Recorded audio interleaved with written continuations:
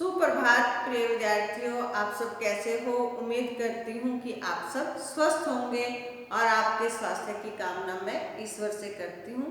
प्यारे बच्चों, इस कक्षा में मैं आपके समक्ष हिंदी पाठ्य पुस्तक वसंत भाग 2 के पाठ 16 भोर और बरखा को लेकर उपस्थित हुई हूँ।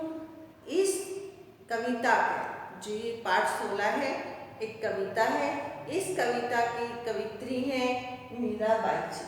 मीराबाई जी के जीवन परिचय को देख लें। मीराबाई कृष्ण भक्ति की शाखा की प्रमुख कवित्री हैं। उनकी कविताओं में स्त्री पराधीनता के प्रति गहरी टीस है, जो भक्ति के रंग में रंगकर और गहरी हो गई है। मीराबाई का जन्म पेड़ता में दूधा के चौथे पुत्र रतन सिंह के घर में हुआ। वे जन्म से ही कृष्ण की भक्ति में लीन रहने लगी। मीराबाई ने कृष्ण भक्ति के स्फुट पदों की रचना की है। द्वारका में सन 1557 ईस्वी में वो भगवान कृष्ण की भक्ति में ही सदा के लिए लीन हो गई हैं। तो हमने उनके संक्षिप्त परिचय को जाना। मीराबाई कृष्ण भक्ति और उनकी रचनाओं में श्री कृष्ण की भक्ति दिखाई देती है। इस कविता में 2 पद दिए गए हैं। पहला पद है जहाँ कृष्ण रहते थे, वे जहाँ पर बड़े पले वो था ब्रजभूमि, और उस ब्रजभूमि की सुबह का वर्णन यहाँ किया गया है। और ब्रजभूमि में सुबह की बेला जो थी उसमें कृष्ण को जगाने का वर्णन किया गया है, जो ब्रजभूमि में ही थे। कृष्ण उस समय में बड़े हुए पले। तो हमें ये जो शब्द है भोर हमारे पहले पद को दर्शाता है। और जो इसका कविता का जो दूसरा पद है उसमें वर्षा ऋतु का वर्णन किया गया है। और वर्षा ऋतु का वर्णन होने से हमें हमारा जो शीर्षक है भोर और बरखा, बरखा का अर्थ क्या होता है? वर्षा, उसकी ओर संकेत करता है। तो यहाँ पर भोर से पहले पद को पूर्ण किया गया है और बरखा से दूसरे पद को पूर्ण किया गया है। तो यहाँ हमने देखा कि जो हमारा शीर्षक है वो दोनों पदों को पूर्ण करता है। तो आइए अब हम मीरा के पद को पढ़ते हैं। पहले पद में मीरा ने माता यशोदा द्वारा कृष्ण को प्रातः काल में जगाने का वर्णन किया है। तो आइए देखें कि पहला पद क्या कहता है। जागो वंशी वारे लन्ना, जागो मोरे प्यारे, रजनी बीती भोर भयो है, घर घर खुले किवारे। गोपी दही मथत सुनियत है, कंगना के झनकारे, उठो लल्ला जी भोर भयो है, सुर न ठाड़े द्वारे। ग्वाल बाल सब करत कुलाहल, जय जय शब्द उचारे, माखन रोटी हाथ में लेने, गौवन के रखवारे, मीरा के प्रभु गिरधर नागर शरण आया को तारे। तो प्यारे बच्चों, आइए इस पद का अर्थ जाने कि क्या कहना चाहती हैं इसमें माता यशोदा श्री कृष्ण को।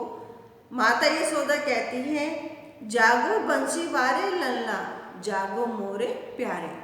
माता यशोदा कृष्ण जी को जगाना चाहती हैं और कहती हैं, ये बंसी वारे लल्ला, ये बंसी वाले मेरे प्यारे पुत्र जाग जाओ, रजनी बीती भोर भयो है, घर घर खुले किवारे। कि रजनी रात बीत गई है और अब क्या हो गई है? सुबह हो गई है, प्रातःकाल हो गई है और सभी लोगों ने अपने घर के द्वारों को खोल दिया है। जब रात होती है तो दरवाजे क्या होते हैं? बंद कर देते हैं। मगर अब सुबह हो गई है तो सबने अपने घर के दरवाजों को खोल दिया है। तो आप क्या करें? आप जाग जाएं, भोर हो गई है, सुबह हो गई है, प्रातःकाल का समय हो गया है। गोपी दही मथत सुनियत है, कंगना के झनकारे। और जो गोपियां हैं वो क्या कर रही हैं? दही को मथ रही हैं, रिड़क रही हैं और जो रिड़कते समय उनकी जो कंगनों की झनकार है वो क्या हो रही है, झनकार की आवाजें आ रही हैं। जो उनके कंगनों की जो झनकार है, जो बज रहे हैं कंगन, उनकी क्या है, आवाज फैल रही है, आवाज दूर दूर तक सुनाई दे रही है। उठो लल्ला जी भोर भयो है, हे मेरे प्यारे लल्ला, हे मेरे प्यारे पुत्र, उठ जाओ, अब क्या हो गई है, सुबह हो गई है। सुरनन ठाड़े द्वारे, और जो देवता और मनुष्य हैं वो आपके दर्शन को द्वार पर आकर खड़े हैं, अब आप उठ जाएं। ग्वाल बाल सब करत कुलाहल, जय जय शब्द उचारे, और जो ग्वाल बाल हैं वो क्या कर रहे हैं, जोर जोर से स्वर, जोर जोर से पुकार रहे, कोलाहल शोर मचा रहे हैं और जय जय का शब्द पुकार रहे हैं, जय जयकार कर रहे हैं।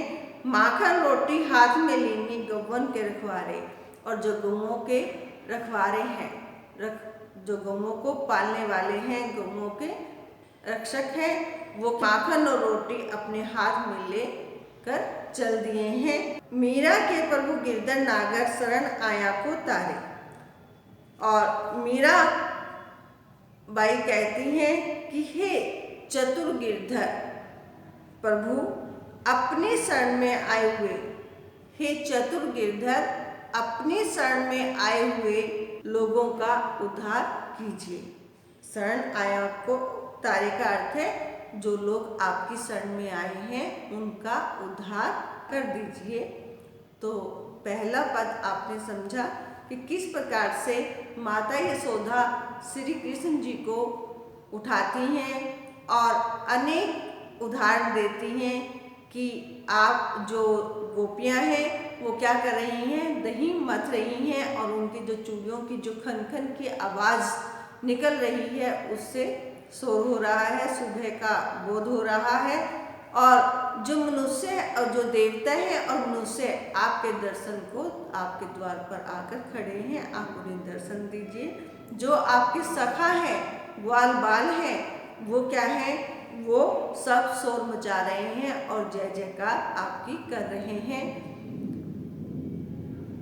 जो गौओं के रखवारे हैं, गौओं को चराने वाले हैं, गौओं के रक्षक हैं, वो क्या कर रहे हैं, हाथ में माखन और रोटी लेकर चल दिए हैं। फिर मीराबाई कहती हैं कि हे प्रभु, एक गिरधर नागर प्रभु आप उन लोगों का उद्धार करें जो आपकी शरण में आए हैं। तो अब आगे बढ़ते हैं दूसरे पद की ओर। तो देखिए दूसरे पद में क्या कहा है, बरसे बदरिया सावन की मन भावन की, सावन में उमगियो मेरा मनवा, भनक सुनी हरि आवन की। उमड़ घुमड़ चहु दिस से आया, दामिन दम के झर लावन की। नन्ही नन्ही बूंद में मेहा बरसे, शीतल पवन सुहावन की। मीरा के प्रभु गिरधर नागर, आनंद मंगल गावन। पहले पद में मीरा ने प्रातःकाल का सुंदर चित्रण किया था और इस पद में मीरा ने सावन के बरसते हुए बादल का सुंदर वर्णन किया है। मीराबाई सावन के महीने में बादलों के बरसने का सुंदर वर्णन कर रही हैं इस पद में। तो आइए देखते हैं, बरसे बदरिया सावन की, बरसे बदरिया सावन की, सावन की मन भावन की। कहते हैं कि सावन के बादल आसमान में घिर आए हैं। जो सावन का महीना है उसमें जो बादल हैं वो पूरे आसमान में घिर गए हैं और सावन की सुंदर जो बादल हैं वो मेरे मन को भा गए हैं, मेरे मन को अच्छे लगने लगे हैं।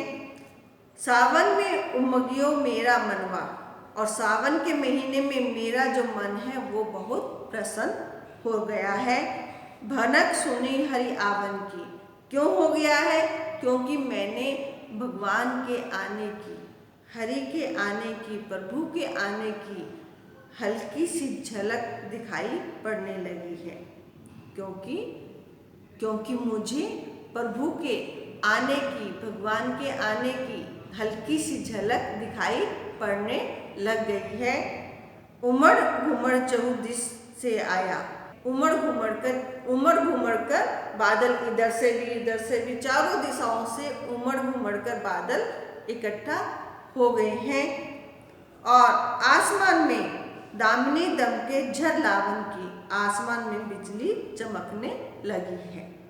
नन्हे नन्हे बूंदन मेहा बरसे, वर्षा की झड़ी लग गई है और बादलों से नन्ही नन्ही बूंदें बरस रही हैं शीतल पवन सुहावन की, और जिससे क्या हो गई है, जो ठंडी हवा है, शीतल जो पवन है वो सुहावनी लगने लगी है, वो मन को भाने लगी है, मन को अच्छी लगने लगी है।